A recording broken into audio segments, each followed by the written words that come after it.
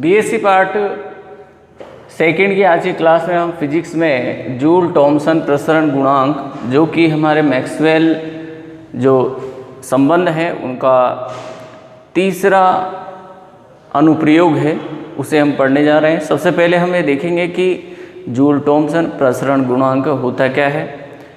तो हम जानते हैं कि जो गैसें हैं तो गैसों को जब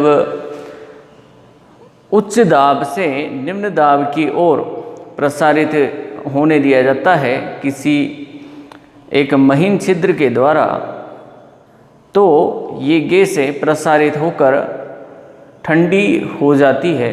इस प्रभाव को हम जूल थॉमसन प्रभाव कहते हैं और इस के अंतर्गत जो हमें गुणांक फाइंड आउट होता है उसे कहते हैं हम जूल थॉमसन प्रसरण गुणांक।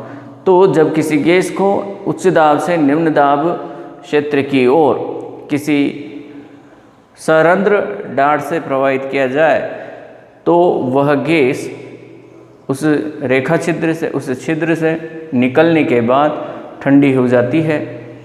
इस प्रभाव को हम जूल थॉमसन प्रभाव कहते हैं। अब हम आगे बात करेंगे जूल थॉमसन प्रभाव में कि जूल थॉमसन प्रसरण गुणांक हम कैसे फाइंड आउट करें। तो जूल थॉमसन प्रसरण में गैस के ताप में जो परिवर्तन आता है, परंतु जो इसकी एंथैल्पी है वो एंथैल्पी कांस्टेंट बनी रहती है, नियत बनी रहती है।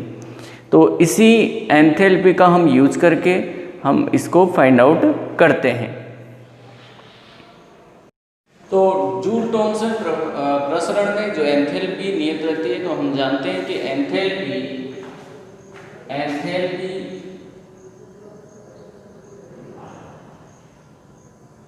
H is equal to U plus PV के रूप में हम लेते हैं और ये कांस्टेंट रहती है। तो जब ये कांस्टेंट रहती है तो जब इसका हम अवकलज लेंगे तो DH इज इक्वल टू, इसका अवकलज लेंगे तो जो इसका अवकलज हो गया होगा वो 0 के तुल्य होगा। तो DU plus P dV plus V dt is equal to 0। ये हमें इक्वेशन फाइंड आउट होती है। यहाँ du प्लस P dV इसको हम dq के द्वारा रिप्लेस कर सकते हैं। तो dq plus V dP is equal to 0। ये हमें इक्वेशन फाइंड आउट होगी और चूंकि dq इज इक्वल टू हमने जो ऊष्मागतिकी का जो द्वितीय नियम पढ़ा है उस द्वितीय नियम के अनुसार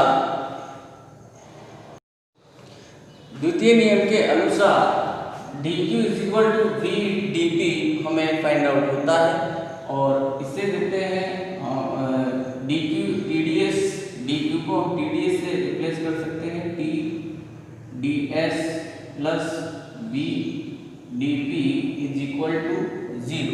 ये हमारे पास इक्वेशन फाइंड आउट होगी।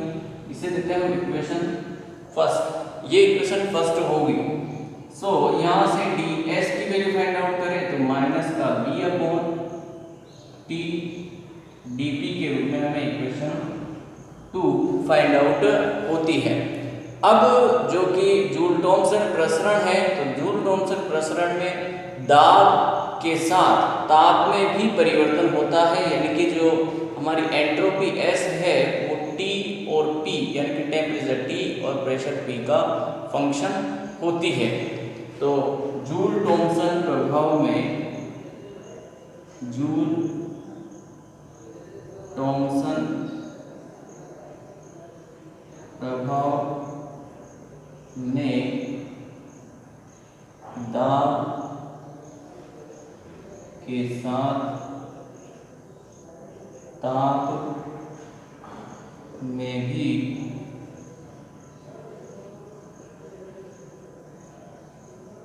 परिवर्तन होता है, अतः S is equal to function of T and P। जो S है वो t का और p का फंक्शन होगी। सो यहाँ देख सकते हैं हम ds is equal to del s upon del t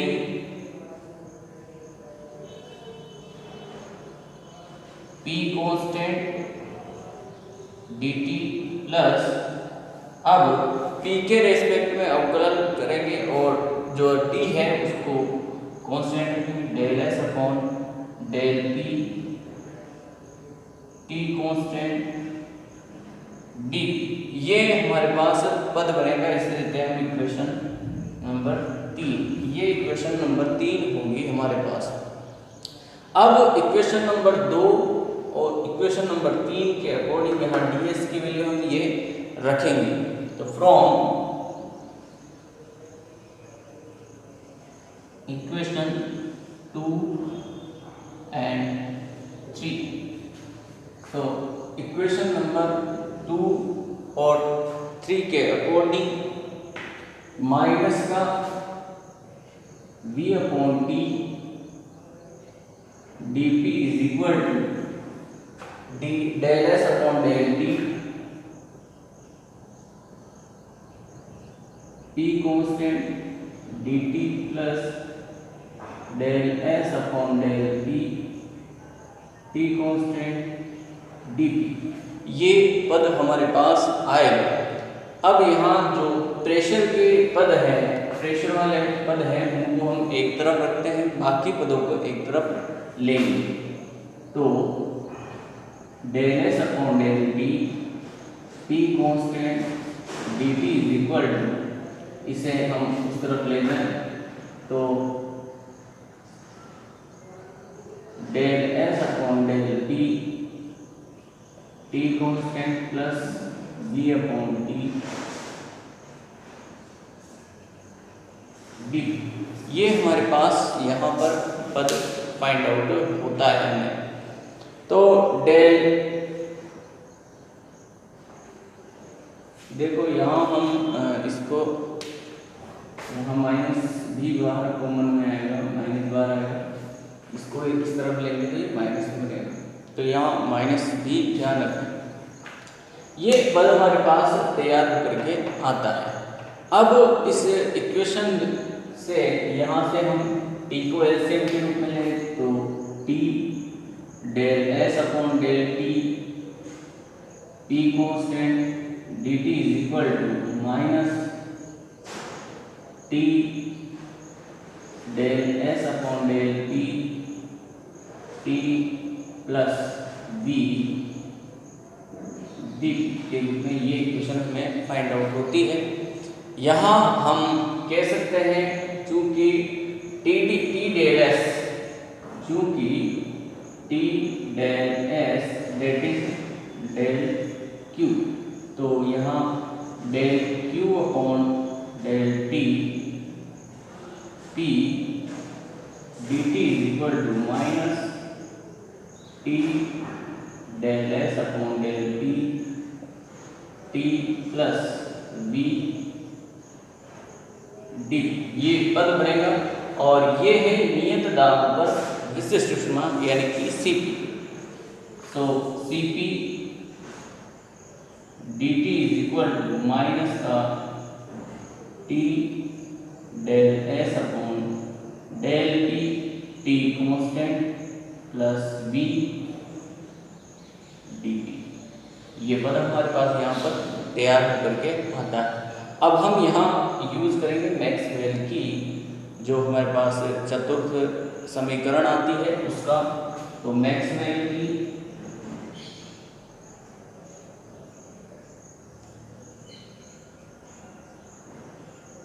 चतुर्थ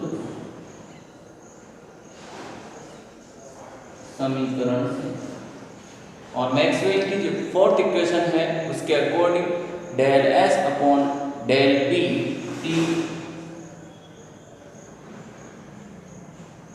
T constant is equal to minus का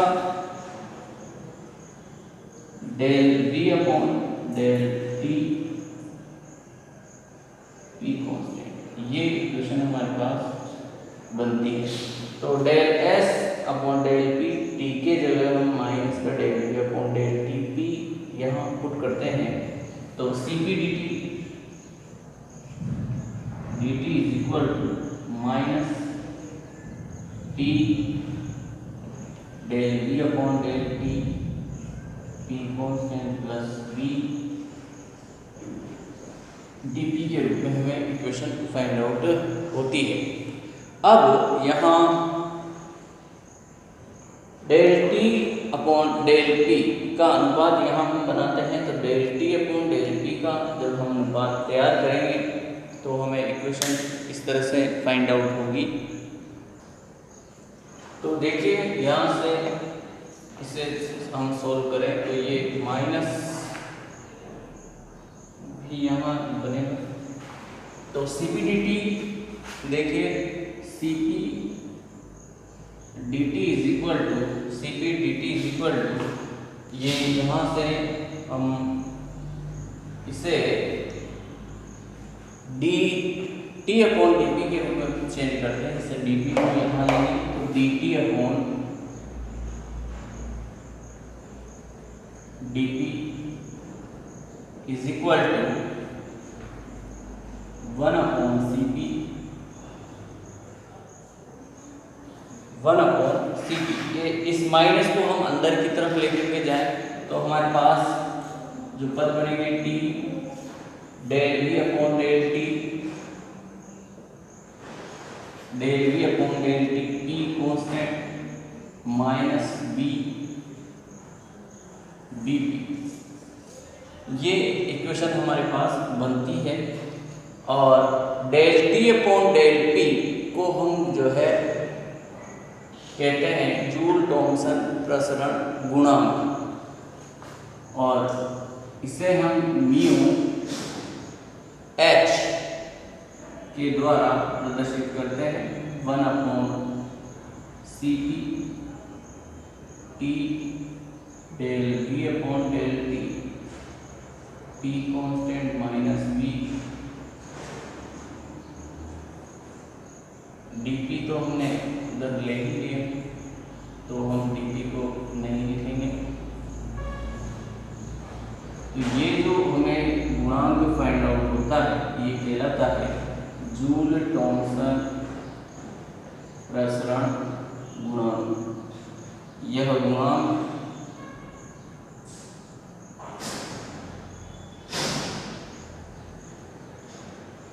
म्यू एच जूल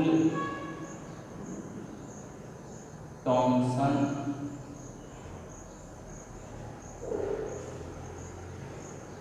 प्रसरण गुणांक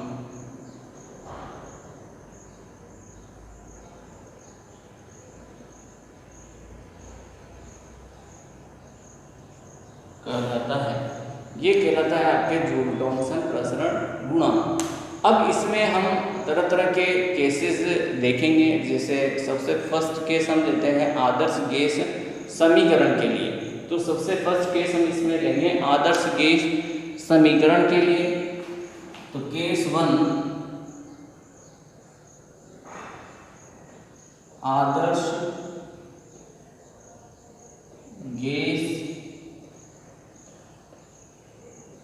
समीकरण के लिए जूल थॉमसन प्रसरण गुणांक क्या होगा। तो आदर्श गैस समीकरण हम जानते हैं P V is equal to N R T.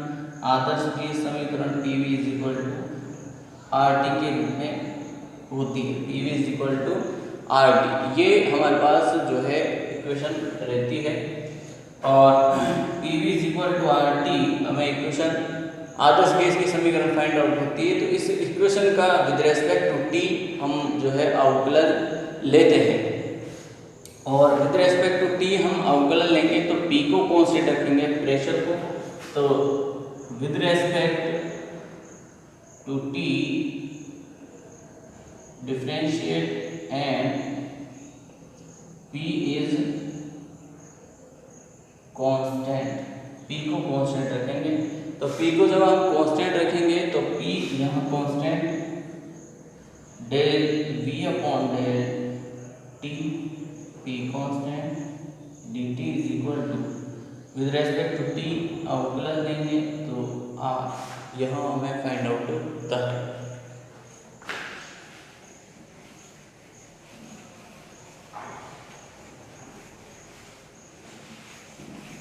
देखिए ये आर के इक्वल है तो यहाँ से हम del B upon del T की वैल्यू फाइंड आउट करते हैं। Del B upon del T P constant is equal to R upon P. ये वैल्यू हमें यहाँ से फाइंड आउट होती है और इस वैल्यू को del B upon del T P is equal to R upon P ये हमें फाइंड आउट हुई।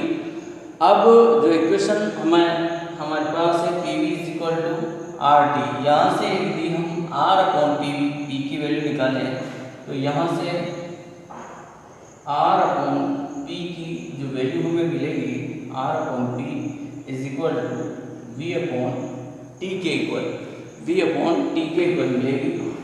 तो हम चूंकि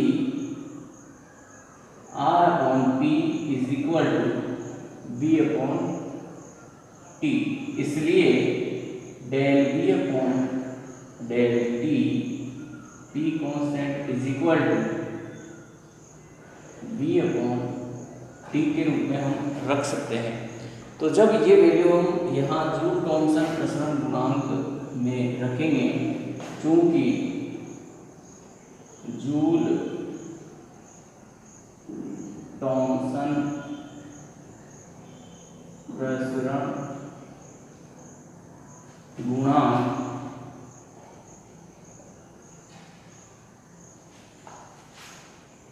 mu H is equal to 1 upon C P T del B upon del T P constant minus B is equal, तो ये है तो यहाँ del B upon del T की वैल्यू पुट करें तो आदर्श गैस के लिए आदर्श गैस के लिए mu H is equal to 1 upon C P, यहाँ del B upon del T की वैल्यू रखें तो T B upon T minus B. तो यहाँ देखें तो जब ये वैल्यू रखेंगे वी अपॉन टी तो टी से टी कैंसिल, यहाँ बी से भी कैंसिल, पूरा पर कैंसिल हो जाएगा। So mu H is equal to C.